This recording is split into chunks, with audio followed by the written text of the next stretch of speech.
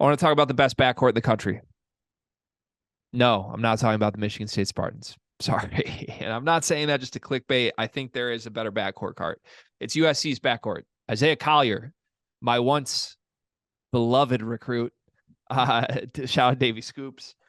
He looks really good. He passes the eye test. They had their first game. The NBA account was all over this, by the way.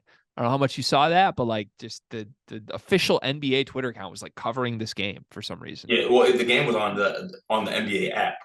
Oh, it's random that they were choosing to stream. Maybe Well, I think it was because of the team they're playing, like Mega Basket. That's like a pretty big, prominent overseas team. I think I might be misquoting me, but like Denny Avija, I think plays yeah. for them. Like pretty big players play for Nikola Jovic, who's on the Heat, play for that team. So they get some pretty good players. I still can't believe you're pronouncing things correctly now. It's insane. But anyways, yeah, USC looked really good. First of all, they won this game, which was a significant upgrade competition wise to who Purdue and Illinois were playing. They were down most of the game. They came back, won the fourth quarter, stormed back. Isaiah Collier, 20 points, 6 assists. You claim 8 turnovers, but we have not been able to confirm that other than one random tweet. But you're sticking by it was 8 turnovers. Even so, I don't care. I'm looking past the 8 turnovers. Okay. I mean, am I crazy for saying this is the best backcourt? Because you give me Collier and Boogie. There's not 2 more dudes at the guard position that terrify me in the country than that team.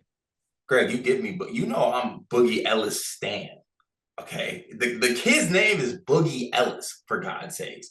And he's gonna be 23 this season. He's been putting up buckets a long, long time.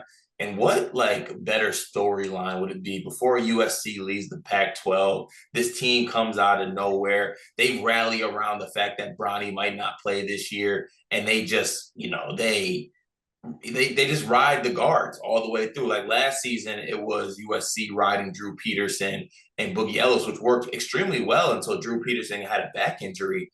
Now you bring in Isaiah Collier, like #1 player in the country among a lot of recruiting services. A person who's on NBA boards. Mix that in with the old seasoned dog of a guard and Boogie Ellis. Like I'm buying that team. I'm bringing out the phrase. I had not said it yet, but guards win in March. Damn it.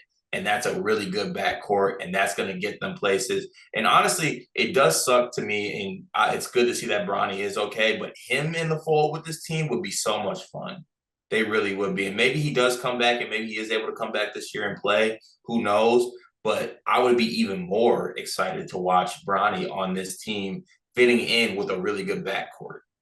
Yeah, we're all rooting for Bronny, obviously. We know what Boogie is. Boogie's a bucket. He's fun. I think Boogie can be one of your best players on a really good team.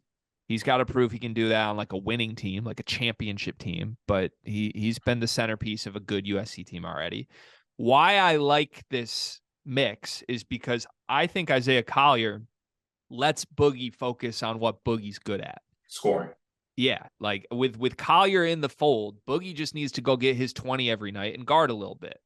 Like last year, I think he had to do a lot of everything in the backcourt. And Collier, I'm so impressed, man. I loved him as a recruit. I know that obviously because there was a chance he was going to come to Michigan for a while. But like, I really have a hard time going back and finding a guard or a freshman guard that I was this high on, because Collier to me is very polished for who he is. Like he is an athlete. He can shoot it a little bit, but his change of pace is so special to me. Like he's always in control when you watch a full game. And it's always been that way, even going back to the all-star stuff he was in as a recruit. But like you throw him on this court with one of the best programs in Europe, he was the best player on the floor. Like he was strong as shit too. He's ready. Like his yeah. body's there, like everything.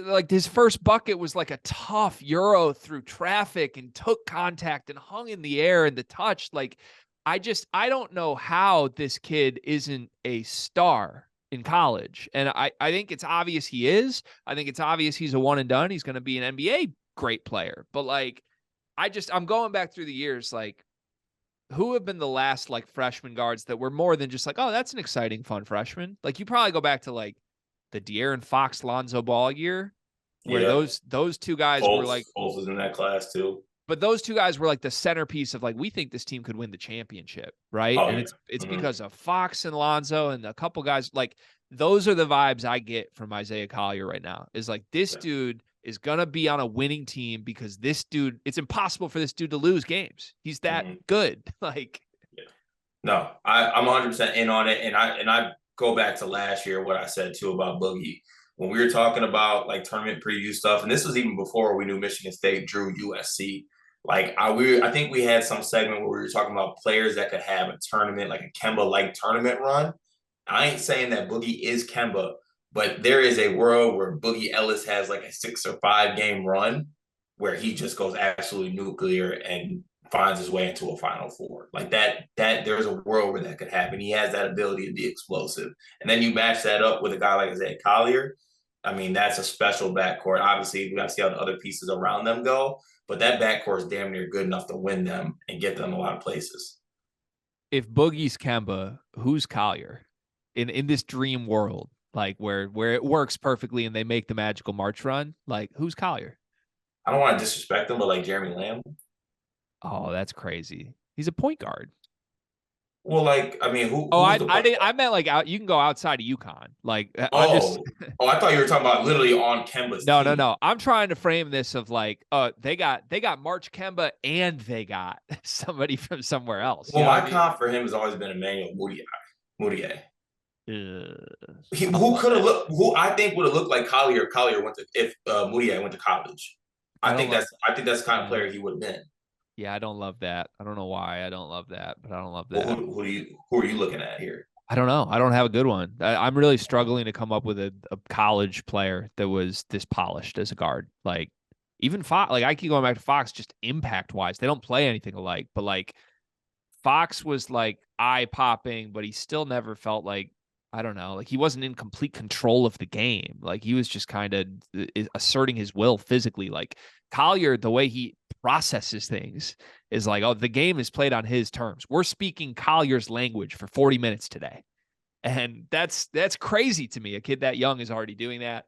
I couldn't be a bigger fan of his, I guess is what I'm trying to get at. What's your feeling on my stance that this is the best backcourt of the country? Are you taking Michigan State or USC's backcourt when it really comes down to it? You made me answer a Braden Smith, Doug McDaniel question. You got to be honest here.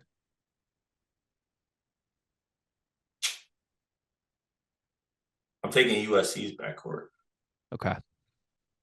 Yeah, and that pains me. But like, give me maybe a lottery pick and a first team all conference guard. Yeah. And if you wanted to add like the Aiken side, you would add a healthy Bronny James in theory. And it's those three. That would make it even closer. Yeah. Yeah, but no, if we're just going straight backcourt right now, and God, I guess that's payback for you making you pick Braden and Doug. But yeah, I think I take USC's backcourt. This is an episode full of tough conversations, I guess. Tough admissions from us. All right. I'm excited to watch USC. It'll be fun to watch them all season long. Let's move on